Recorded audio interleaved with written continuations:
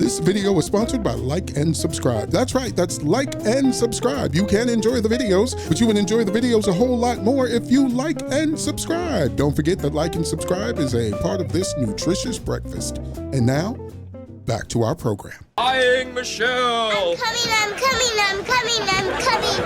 I'm here. Whatever happened to predictability? The milkman, the paperboy, and me on TV. No, not really. Welcome back, fellow retro junkies. I hope y'all have been having a fantastic week. Today, we're diving into the quirkiest, funniest, and most mind-blowing facts you probably never knew about the Tanners. Spoiler alert, this video might just make you go, oh my Lanta, or how rude, or maybe even, you got it, dude. So let's get ready to take a journey back in.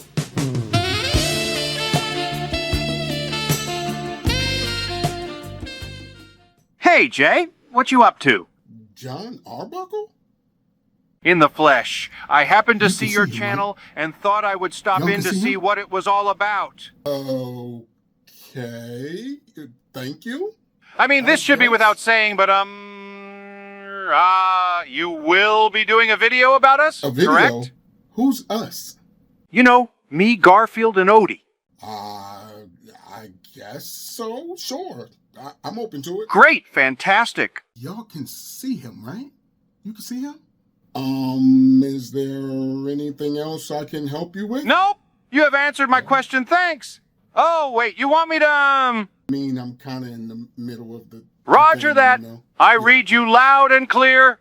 No problemo. I need to get back and feed Garfield anyway. You know how he gets when he's hungry. Catch you later, fly guy. All right, guys.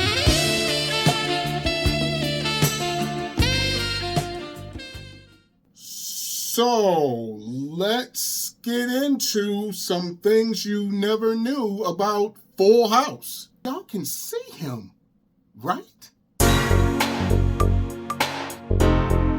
Macho Man Randy Savage, the cream of the crop. He scores! The Bulls lead 80. Girl, your hair's so nappy, Wilson couldn't pick it. This is Max Headroom. Are you kidding?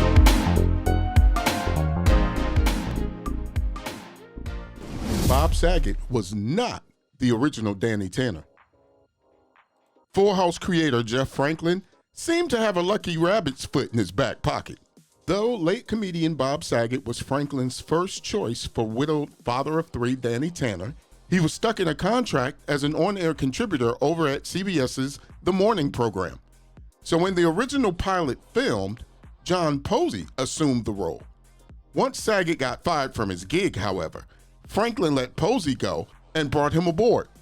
Posey would go on to appear on shows like Seinfeld, ER, NCIS, Teen Wolf, and How to Get Away with Murder.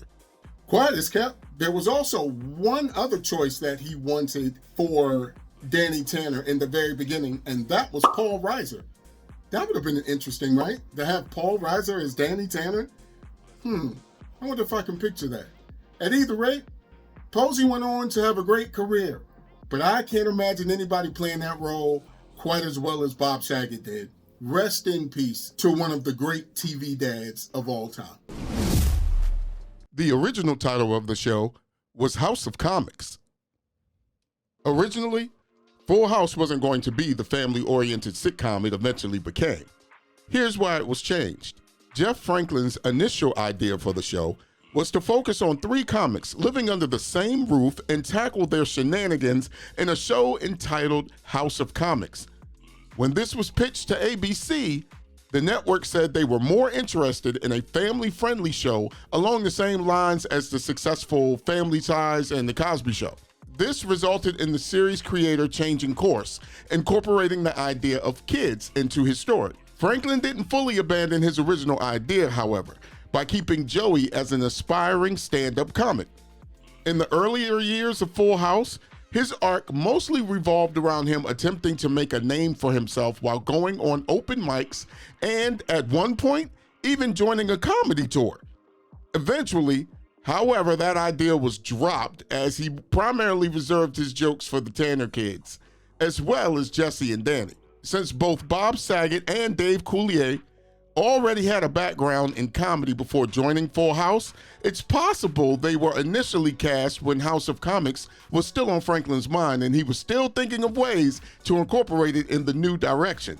John Stamos, however, was more of a matinee idol at that point, although his background as a musician and his love of the Beach Boys and Elvis was also incorporated right into the show. Of course, the biggest change was the Full House kids, who really were the crowning glory of the show. If I could be honest, just even the premise of the show, I probably wouldn't have been into it. It wouldn't have been the same thing. House of Comics, I'm like, nah, we don't need that. I am so glad, as fate had it, they decided to pivot. Thankful ABC was looking for another family show. And like I said, when things are destined to come together to be great, nothing can stop it. And nothing could stop this powerhouse of a show, because it was just that. It was a powerhouse back in the 90s. Who the heck is Adam Cochran? Thank you for finding my shoes, Uncle Hermes. You're welcome.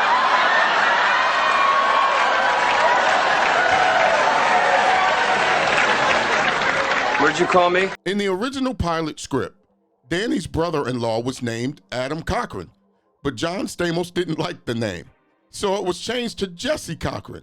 After season 1, he exerted even more influence and had the last name changed to Kostopoulos to bring his own Greek heritage to the character. The sudden surname switcheroo was explained away as Jesse using a stage name to make himself sound more rock and roll. My man Jesse must have had some serious pull on this show. He saw that name and was like, I'm not an Adam Cochran. He was like, nope, we're not going to do that. So then not only did he get the Jesse change, he got the last name changed as well to Kostopoulos. Like, shout out for him trying to include his heritage into the show. It worked out. They loved him. We loved him. Everything was all good. Jesse was not playing around, though. Gotta give it to him. Joey Gladstone and his unofficial twin. If you pay very close attention throughout the show's first season, you'll notice that anytime the audience can see the mannequin in Joey's room, it's wearing the exact same shirt that Joey is wearing in the scene. Never noticed? Take a look.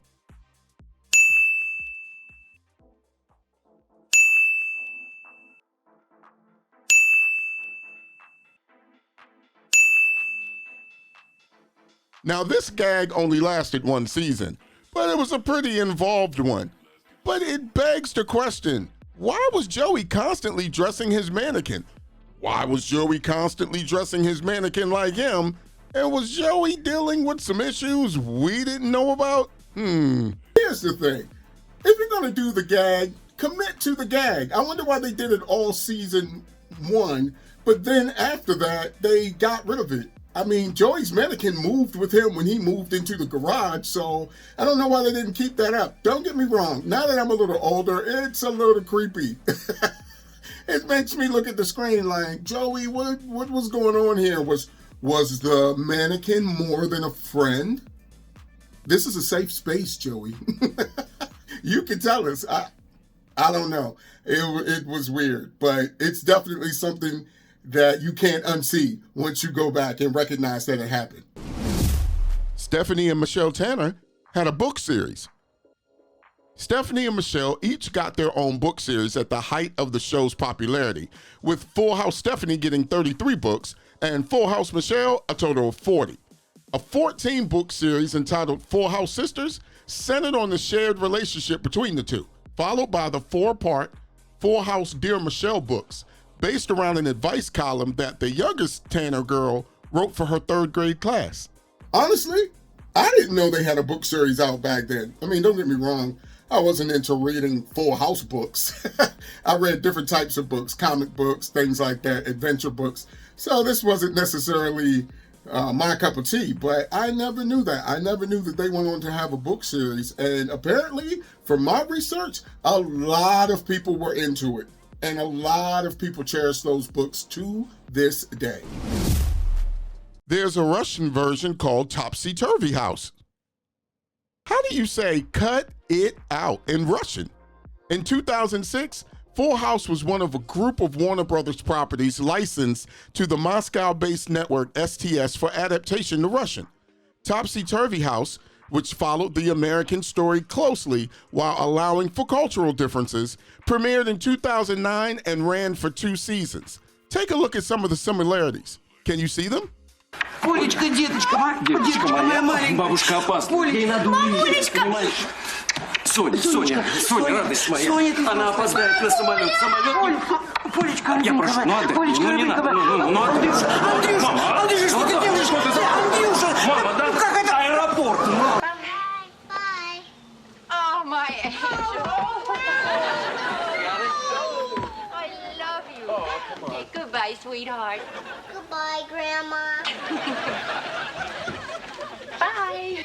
Another day, another foreign spinoff, so to speak. The Russian one only lasted 2 seasons. I wonder if that particular crowd and culture didn't vibe with the show the way we did. But it goes to show you some things and cultural differences don't translate over. There was one cast member that did not audition. The only actor who didn't have to audition for Full House would be Jodie Sweetin, aka Stephanie Tanner.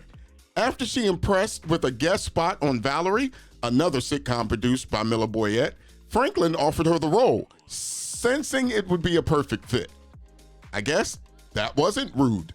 Shout out to Jodie Sweetin. A lot of people kind of overlook her. They talk about Mary-Kate and Ashley. They talk about Bob Saget. They talk about Candace Cameron. They overlook Jodie Sweetin, and Jodie Sweetin was an integral part of this show.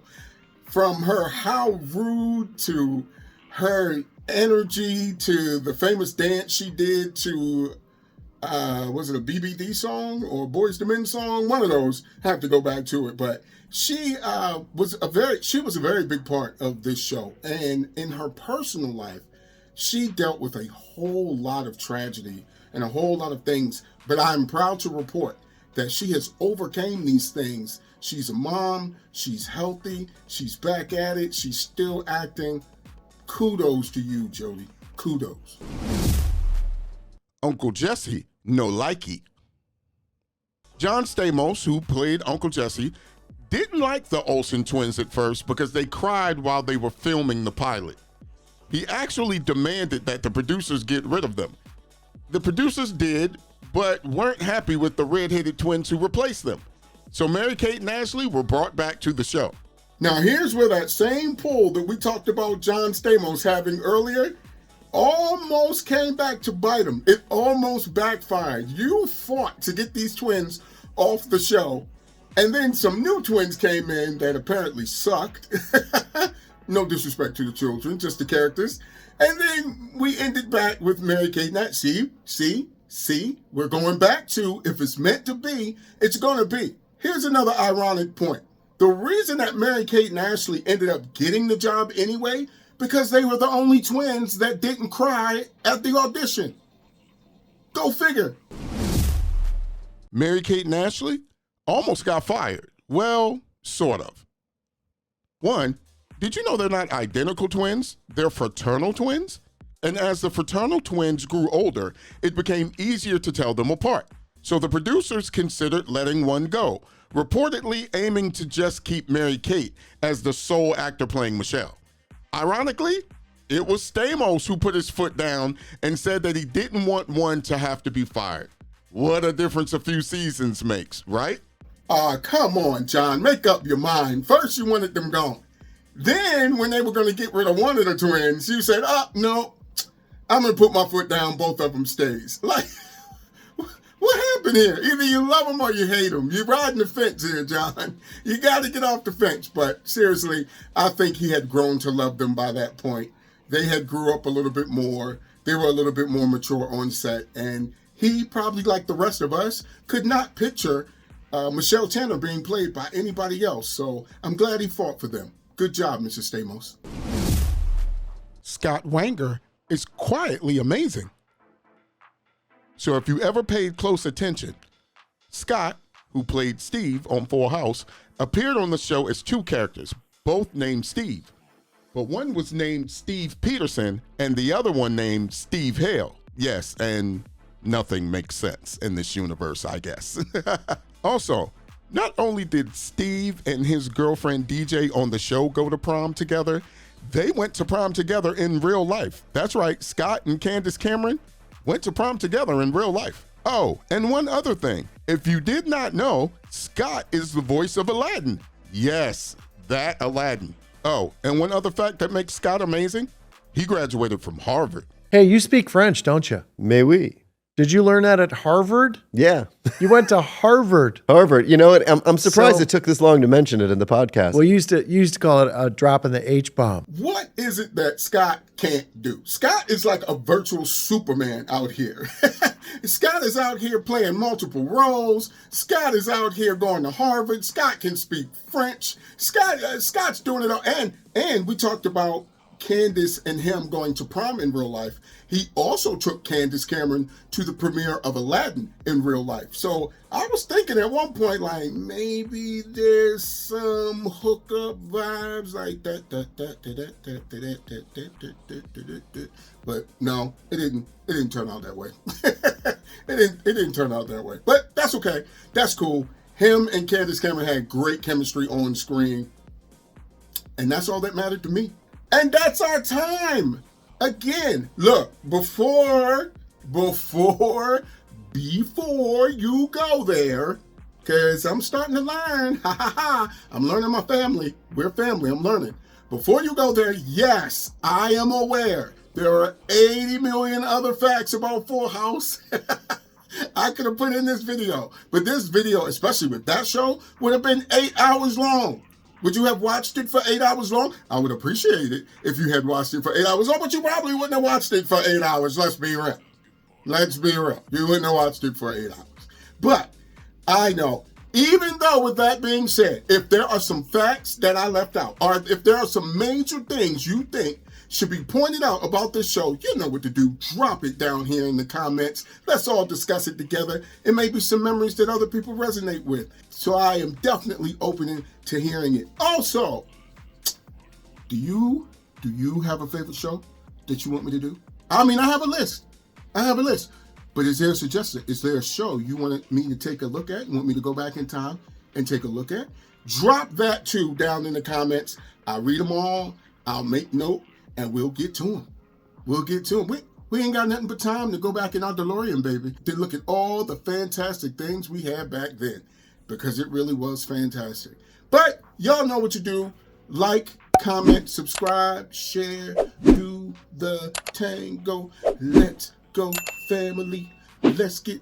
Oh, and how can I forget? Family. We made it over 2,000 subscribers. Now we're on the road to 5,000. Listen. I don't know what other people do, but I want to tell you this. There is no me without you. I thank you. And we are growing together. We are family. I got all of you two with me. Hey. I told you I like to have a good time. But until next time, love you, love somebody else. And I'll see y'all soon.